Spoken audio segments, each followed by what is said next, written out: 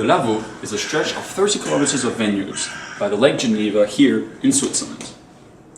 It has 830 hectares of vineyards where the winemakers work with pride and care in this land full of history that was started in the 12th century. It started off with the Rhône Glacier. In its decline, it formed the steep hills that now constitute the Lavaux, which means that there are some hills that can be as steep as 100 degrees. For example, in the Desalais vineyards, where those hills can be 100% of steepness. Its lands were unusable until the 12th century due to its steep hills. But in the 12th century, the bishops of Lausanne and the Cistercian monks decided to take advantage of its unique landscape and produce a big wine and important region for its wine production. They then decided to construct some stone walls to hold in place the terraces that will hold those vineyards. Even Napoleon, on his way to the campaign of Italy, stopped in the Lavaux, looked at the workers and the dangerous work that they were doing, and said, and I quote, "Those who work here with such courage and passion deserve admiration and will deserve tax exemption." It is also home to the oldest wine entity, which is called the Domaine de Dalais, which is the oldest commercial entity in Switzerland. I set out to interview Simon Bachmann, a winemaker of the region. I asked him about the grapes that they use and also its ties with UNESCO. What does it actually mean to be a UNESCO World Heritage Site? Here is what he had to say.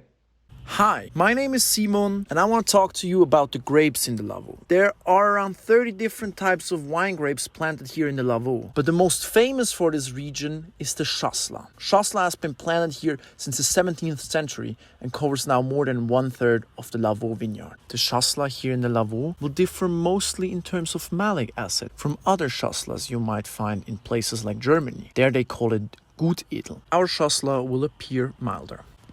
In 1977, a famous Swiss climate activist called Franz Weber protected the Lavaux through a false initiative, making it very hard to not only destroy the vineyards, but also to build new houses around the existing sites. In 2007, UNESCO declared it as a World Heritage.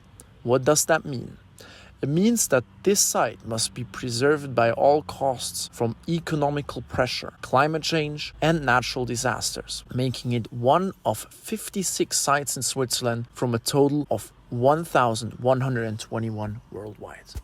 After getting what I wanted from our winemaker, I then went out to ask some questions to our wine expert, Miss Charlotte Blomjous. I asked her about the different traditions that they have in this region, but also the different appellations that possesses this land.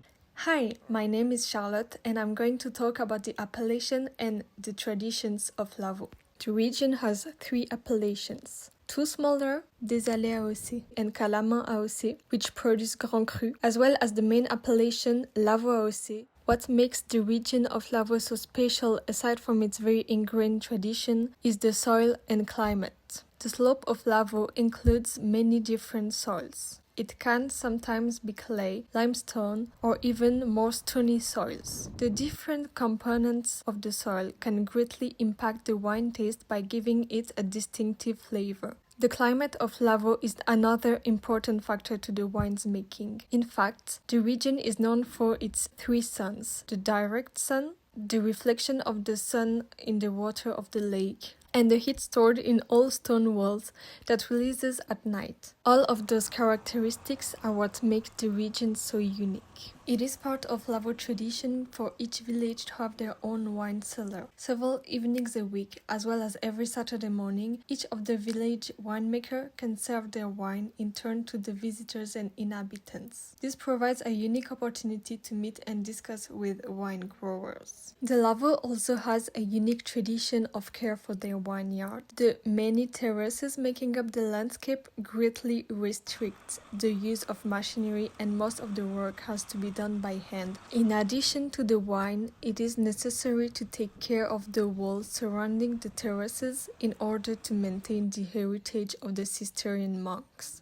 Once a year, following the harvest, the Fête des Vendanges is organized in order to relax after the hard work of the year. It's the opportunity to taste wine and meet friends in the busy streets of Lutry. Many activities are organized, including a costume parade of the village children and music bands. This is an important part of the festival as it is where it originates from. Since 1921, a summer camp is organized for the children of Lutry. When they returned home in 1946, they walked around the city in costumes, tradition that has been carried on every year. The habit has since grown into the Fête des Vendanges, with wineries opening their doors and the town celebrating for 3 days.